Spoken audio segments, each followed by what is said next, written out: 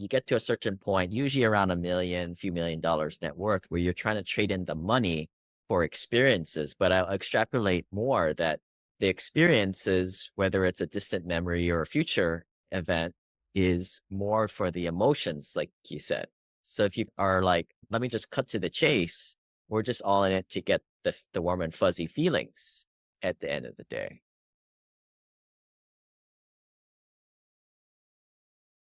There's a saying I like to tell people that prayer is asking and meditation is. But today we're going to be taking a little departure from the normal tax investing stuff. A lot of you folks are 45 to 55 years old. Net worth ranges from a million to a few $1 million at a job, senior level positions. We also run teams at work, have family, and it just all hits you at the same time. What been my passion project is help people move forward more on the financial end, get a little bit of relief and get your head above water. At the end of the day, we just want people to be happy and have a higher quality of life. That's what we brought on our guest today, David Lawson. He runs a program at awakewarrior.com where he works with other stressed out individuals. And what I thought I'd bring him on the podcast today and just talk about a lot of the things that he'll see in his practice. But yeah, thanks for coming on, David. Appreciate it. Yeah, thanks for having me, Elena. I'm happy to be here. Yeah, so tell us where you came from a little bit and how you got into this work. Yeah, and so I'm an entrepreneur as well. A lot of the people I work with are fellow entrepreneurs and CEOs. That's mainly my customer base. In my mid 30s, I went through a stage where I experienced some burnout. So I was, at the time, I was a manufacturer's rep. I rented about 12 companies from all over the world. I was traveling worldwide. I came back from a trade show in Chicago. And then I looked at my wife and I said, I don't know if I want to do this anymore. I was feeling tired. Wasn't sleeping great. A little bit of anxiety came up. So I started to Google wellness retreat, and I ended up at the Deepak Chopra Center in San Diego, California, where I studied meditation, yoga, Ayurvedic medicine, and it just changed my whole life. In the last 5 years, I still an entrepreneur, I still own a business. A lot of my friends would come to me whenever they had a challenging problem, whether it was a divorce or death of a family member or friend, and they had a lot of stress. And I started to share some of these modalities that have helped me to get to where I am today. Well, about 2 years ago, one of my friends said, hey, you should start sharing with other people having the same or similar challenges because it helped him so much. You come from the professional world, which I think a lot of us do too. We hear a lot about Deepak Chopra, his popular name out there in the space. He's got a great book out there, a great read if people are looking for some book recommendations. But I think where I struggle and why I brought you on is there's a lot of people that are more, I don't know how to say it, but softer, less professional, more of an artsy person, which it's great, not to discriminate, but that's just not our listener base, really. There's a lot of spiritual podcasts. We are not Sure. like that. Sure. Yeah. No, I get it. Wanted to dig into some of these strategies more for people who are a little bit more serious. Maybe that's what I think of myself. Sometimes I take myself a little bit too seriously in the problems that I encounter. Take us back to your 30s, right? Before the transformation. Like, how'd you see the world? Obviously, it was an operating system that didn't really benefit you too well, but how would you describe yourself back then?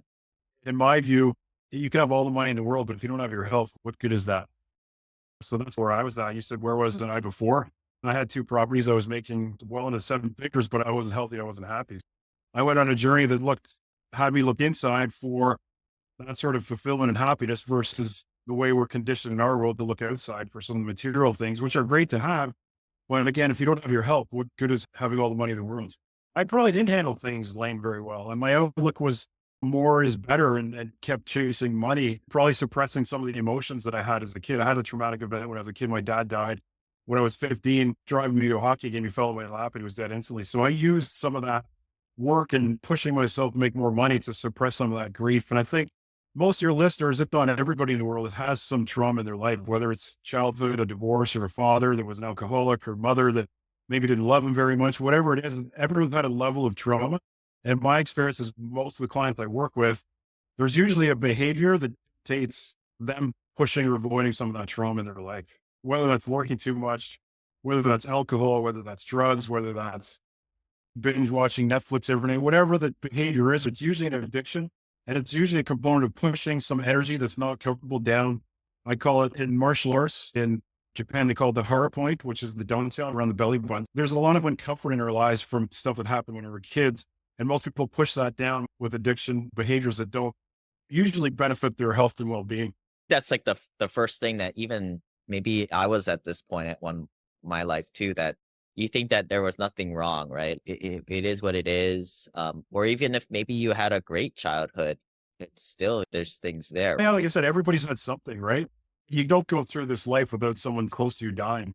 Most people, they have some sort of traumatic event that starts to shift their perception of where they want to be in their life. So for me, it was my health. So my health started to suffer. So I was looking for things other than making money, and my relationships suffered. When you're not healthy inside, a lot of times it affects all areas of your life. So usually your career suffers, your health suffers, your relationships suffer.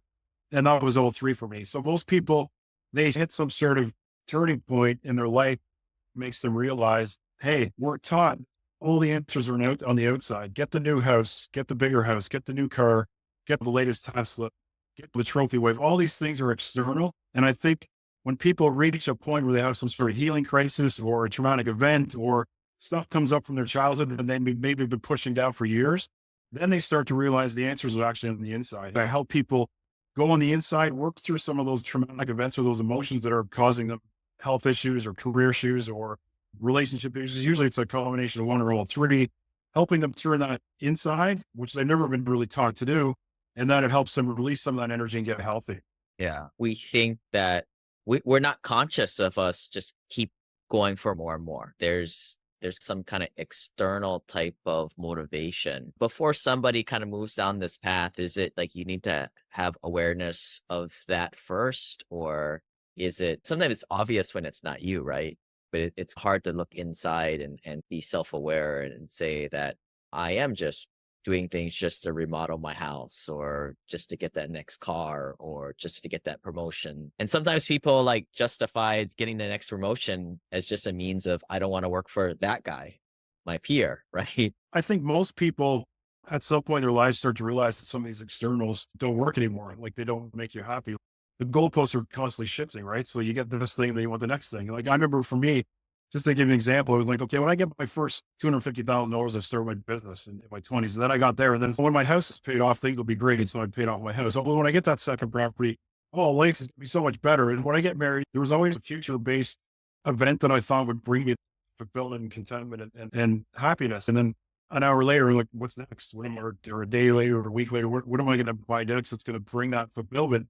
And I think people, either one or two things happen. They start to realize that's not working anymore. Or like I mentioned previously, they have some sort of healing crisis or they hit rock bottom. Maybe they go through a divorce or they get fired from their job or they start to realize they're addicted to something that's no longer serving them. It could be a number of different things that gives them that. I call it the aha moment. It's, I get it now. This something has to shift in my life. Yeah. Type A people can keep rolling pretty well in the kind of a sub-opt mindset and keep grinding. I know at least for me, like from a money perspective, I used to write down like my goals and I would be happy when dot, dot, dot.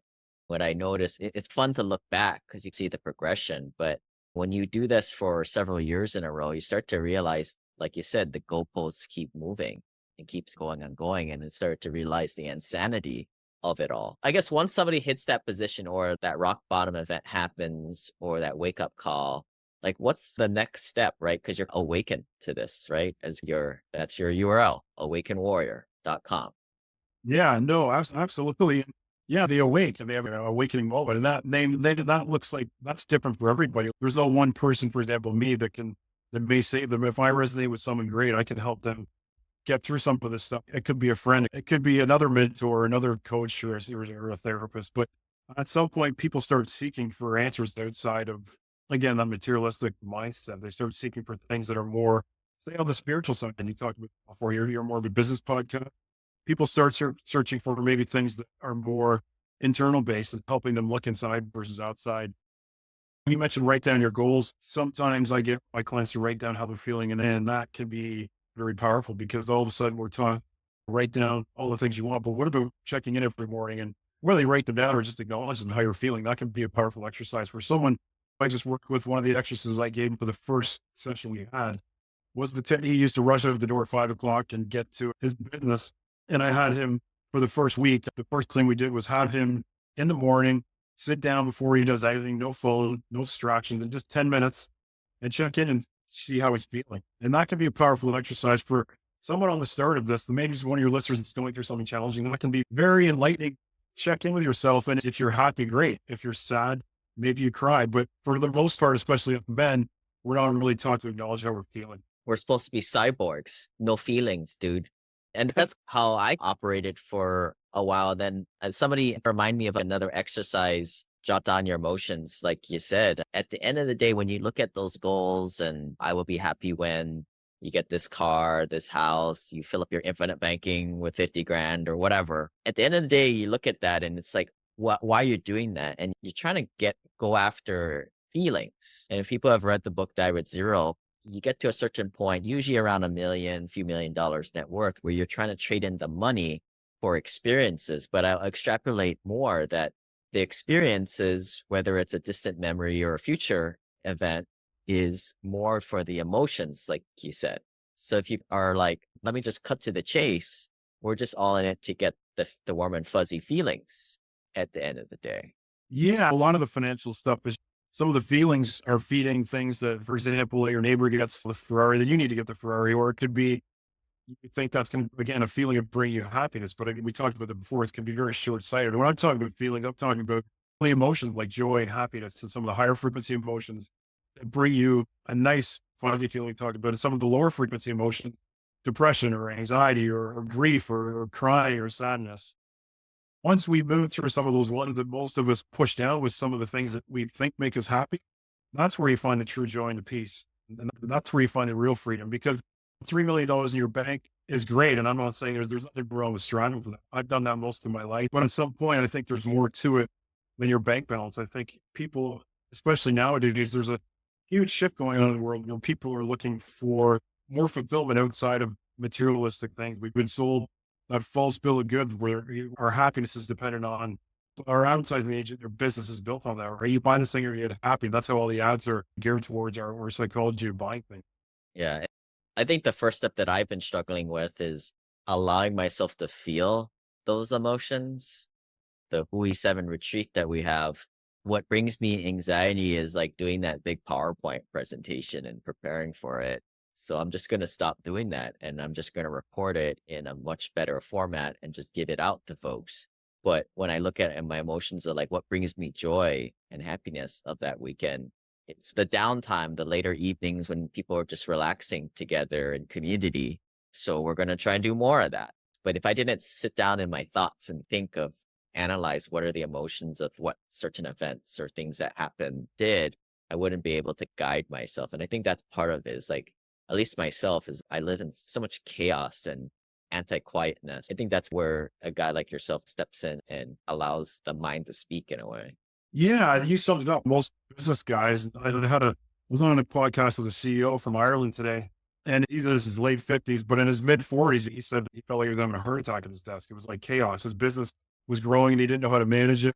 A lot of it is just taking the time, say in the mornings, like I mentioned, just to quiet the mind, spend some time in quiet because that's where you find the true wisdom and answers in life is when you quiet the mind. There's a saying I like to tell people that prayer is asking and meditation is receiving. So some of the most creative ideas I get to bring into my business and my life is when I've sat down and quiet my mind or I've been in nature out for a walk. A lot of times getting away from our business and our environment that is not chaotic, fast paced, high energy is taking ourselves out of that and spending some time quieting the mind. And that's when you start to get some good creative ideas in many cases as well. You start to really process some of those feelings that we talked about there, really lead to the other side of happiness, joy, peace, and freedom. So one of the reasons why I brought you on here, David, was I knew you wouldn't tell us to quit our jobs and walk on the beach barefoot and go on a silent meditation retreat for 2 weeks. Live in a cave like a monk for forever. A lot of people out there, we get that this stuff is important, but we got to make money. Some of us are the only person that makes money in our family and we're busy and we have to keep this shitty job we don't like working for some a-hole. Help us manage that. I think a lot of your folks are in that world and we can't just get out of it. You can always do it, but let's just say for baby steps for now, where do a guy start?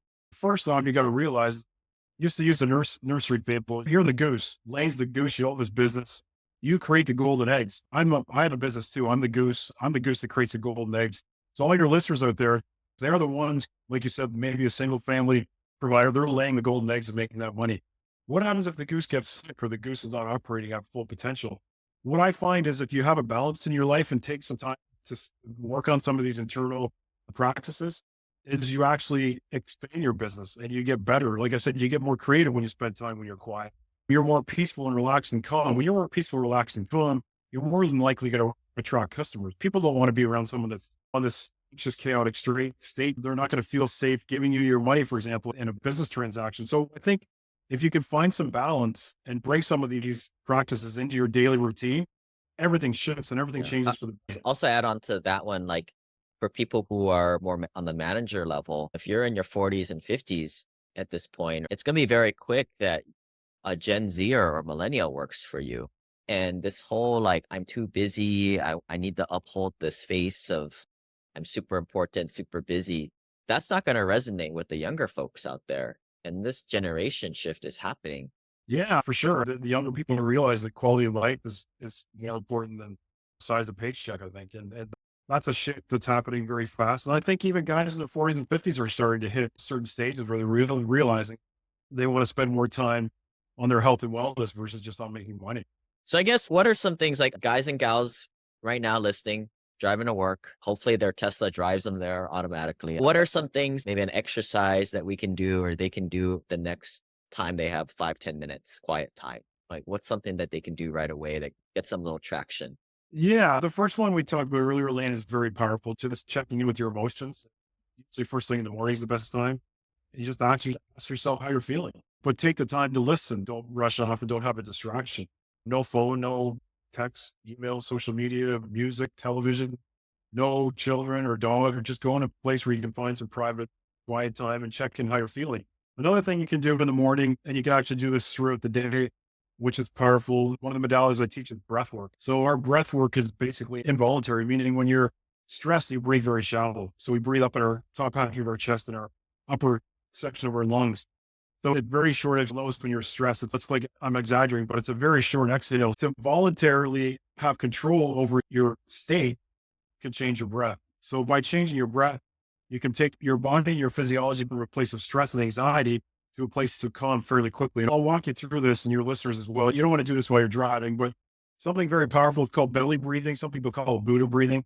You just place your 2 hands on your chest, just below your stomach, just below your belly button.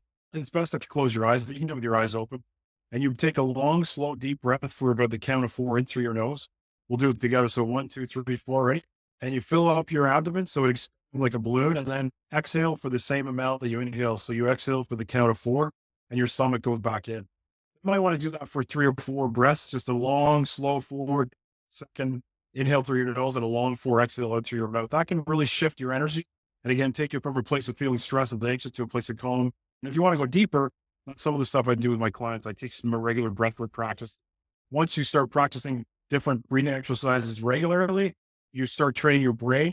So you'll breathe like that all day long. So the stress and the anxiety won't really affect you. You'll be the calmest guy in the room or the calmest guy at the party where everyone's going to want to be around this guy. Because man, this guy creates this energy of calm and peace. And that's what's going to attract people to you. Yeah. And I think the other part of this is just the accountability. We all know that we need to do this, just like eating our fruits and vegetables. The accountability is the hard part. At least one success tip that I've found myself in is I always try to spend like a few $1,000s on some kind of personal development thing every quarter. It's changed once I have kids. I don't have as much time, but I try and make a point to do it at least like once or twice a year these days. In a way, earning money in a chance to help myself directly, with personal development. And I find if I spend money for something, I follow through. That might not be you. You may have the willpower of steel. But yeah, I think thanks for jumping on, David. Appreciate you sharing this with us. How do people get a hold of you if they're interested in learning more? Yeah. So my website's really easy. It's awake. It's just the word awake and then warrior.com. And my social media links are on there. I'm on LinkedIn. Yeah, you mentioned coaches. There's nothing wrong with hiring a mentor or a coach. I've had many different coaches and mentors over the years. And from every single one, you usually find someone where you are in your life and they meet you where you are. So someone like myself might help someone that's going through a stressful event. And then 5 years down the road, maybe somebody else that helps them. So there's no shame in reaching out for a mentor or a coach to help you get through a stage of your life that you're going through. Yeah, we often see that people they've maybe spent hundreds of thousands of dollars with traditional education in college, but they have a hard time paying a golf coach $200 or $100 for a lesson or something like this, which to me is crazy. But hey, that's you. If you just want to do the free stuff on the podcast, we'll be here. But with that, thanks for jumping on, David. Yeah. Thanks for having me, Lane. I enjoyed the conversation.